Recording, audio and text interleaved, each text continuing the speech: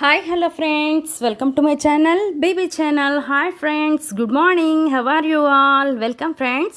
అందరికీ ముందుగా 79th happy independence day all. అందరికీ happy independence day friends. And ఇవాళ నేను మీ అందరికీ ఒక డెలిషియస్ రెసిపీని తీసుకొని వచ్చానండి. చూడండి, కనిపిస్తుంది కదా, ఇది masala stuffed potato capsicum curry అండి. అంటే మసాలాలో నేను యమ్మీగా కొంచెం రెసిపీని ట్రై చేశాను. మీరు కూడా ఇది ట్రై చేసి చూడండి. చూడటానికే కాదు, తినడానికి కూడా చాలా యమ్మీగా ఉంది అండ్ చాలా ఈజీ రెసిపీ కూడా. దీన్ని సింపుల్గా ఈజీగా ఎలా చేయాలో మీకు చూపిస్తాను. దీనికోసం నేను తీసుకున్న ఇంగ్రీడియంట్స్ ఏంటంటే క్యాప్సికమ్ అండ్ పొటాటోని నేను ఆల్రెడీ బాయిల్ చేసేసుకున్నాను. నెక్స్ట్ ఆనియన్స్, పచ్చిమిర్చి అండ్ కరివేపాకు తీసుకున్నానండి. దీనికి ఇంకా నెక్స్ట్ ప్రాసెస్లోకి వెళ్దాం. దీని ప్రాసెస్లోకి వెళ్ళామంటే కనుక చాలా ఈజీగా సింపుల్గా చేసి చూపిస్తాను. ఫస్ట్ స్టవ్ ఆన్ చేసుకొని కడాయి పెట్టుకున్నాను. కడాయి అనేది బాగా హీట్ అయింది కదా, ఇప్పుడు ఇంక ఇందులోనికి ఆయిల్ వేసుకుందాం. ఆయిల్ కూడా బాగా హీట్ అయిన తర్వాత ఆయిల్లోనికి కొంచెం పోపు ఐటమ్స్ని యాడ్ చేసుకుందాం. పోపు అనేది బాగా ఫ్రై అయిన తర్వాత ఇందులోకి చిన్నగా కట్ చేసుకున్న ఆనియన్స్ వేసుకున్నాను. ఆనియన్స్ అనేవి ఎప్పుడైనా త్వరగా కుక్ అవ్వాలి అంటే అందులోనికి కొంచెం సాల్ట్ యాడ్ చేసుకోండి. ఇదిగోండి, నేను కొంచెం సాల్ట్ని యాడ్ చేసుకుంటున్నాను. సాల్ట్ యాడ్ చేసుకుంటే ఆనియన్స్ అనేవి క్విక్గా కుక్ అయ్యి గోల్డెన్ బ్రౌన్ కలర్లోకి చేంజ్ అవుతాయి. నెక్స్ట్ ఇది బాగా మిక్స్ చేసేసుకుందాం. ఇది బాగా ఫ్రై అయింది కదా, ఇప్పుడు నెక్స్ట్ ఇందులోనికి మనం యాడ్ చేసుకుందాం కొంచెం చిన్నగా కట్ చేసుకున్న పచ్చిమిర్చీలు అంటే స్టఫ్ చేస్తాం కదండి ఇదే, అందుకని చిన్నగా కట్ చేసుకున్నాను. యాక్చువల్గా ఇది ఏంటంటే నేను ఆలూ కర్రీని ముందుగా రెడీ చేసి పక్కన పెట్టుకుంటున్నాను. దీన్ని క్యాప్సికంలోకి స్టఫ్ చేస్తానన్నమాట. నెక్స్ట్ ఇందులో కరివేపాకు వేసుకుంటున్నాను. ఈ ఆలూ కర్రీ అనేది ముందుగా చేసుకొని ఎప్పుడైనా ఉంచుకున్నారంటే కర్రీ చేయడానికి టైం చాలా సేవ్ అవుతుంది. నెక్స్ట్ ఇది మనం ఆలూ పరాటాకు కూడా యూస్ చేసుకోవచ్చండి. అలాగా కూడా తినొచ్చు, ఇట్లాగా యూస్ చేసుకోవచ్చు. నెక్స్ట్ కరివేపాకు వేసుకున్నాను. నెక్స్ట్ అల్లం వెల్లుల్లి పేస్ట్, అద్రక్ లెసన్ పేస్ట్ యాడ్ చేస్తున్నాను. అద్రక్ లెసన్ పేస్ట్ అనేది ఎప్పుడు పచ్చివాసన లేకుండా ఉండాలండి, లేకపోతే స్మెల్ వస్తుంది కదా, పచ్చివాసన బాగోదు. అందుకని దీన్ని ఇదిగోండి బాగా ఫ్రై చేస్తున్నాను.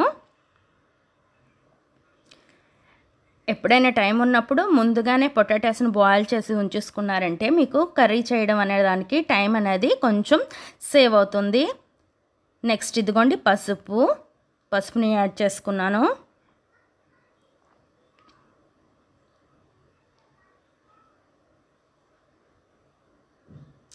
ఇదంతా బాగా ఫ్రై చేయాలి.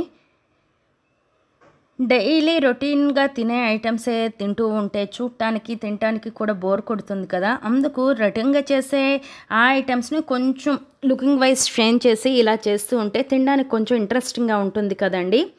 అందుకని చెప్పి ఈ విధంగా కొంచెం ట్రై చేశానమాట. నెక్స్ట్ ఇందులోని స్పైసీ కోసం అని చెప్పి కొంచెం కారం యాడ్ చేసుకున్నాను. మీకు ఎంత కారం కావాలంటే మీరు అంత యాడ్ చేసుకోండి.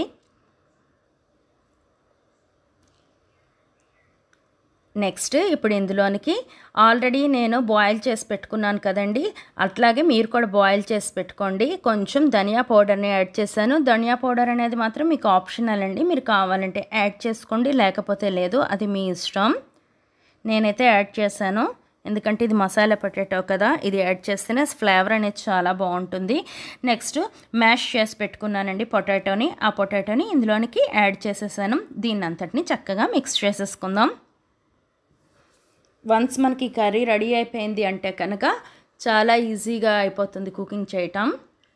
అయిపోయిందండి, మన పొటాటో కర్రీ అనేది రెడీ అయిపోయింది. నెక్స్ట్ ఇంకా స్టఫ్ చేసుకోవటమేని నేనేం చేశానంటే ఒక క్యాప్సికమ్ని 2 పీసెస్గా కట్ చేసుకున్నాను. నెక్స్ట్ అందులోని ఉన్న పిక్కలు మాత్రం తీసేసానండి. నాకు ఆ పిక్కలు ఉంటే ఆ బాబాయ్ అస్సలు నచ్చదు, నా బాబాయ్ అయితే అస్సలు తిండు.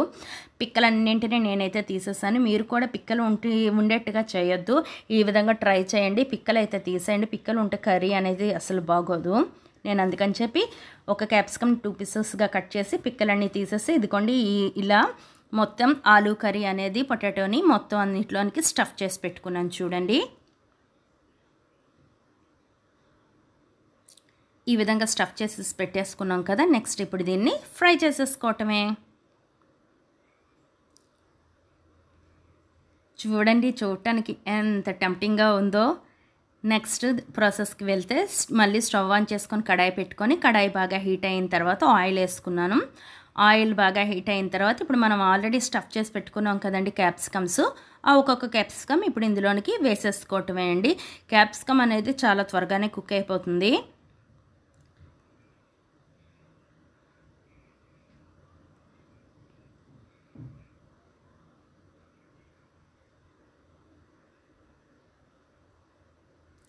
అన్నీ వేసేసుకున్నాను కదా, ఇంకా దీన్ని ఫ్రై చేసేసుకోవడమేనండి. ఆయిల్ కూడా చూసారా చాలా తక్కువ ఆయిలే వేసాను, తొందరగానే కుక్ అయిపోతుంది. చూసారా అయిపోయింది కర్రీ.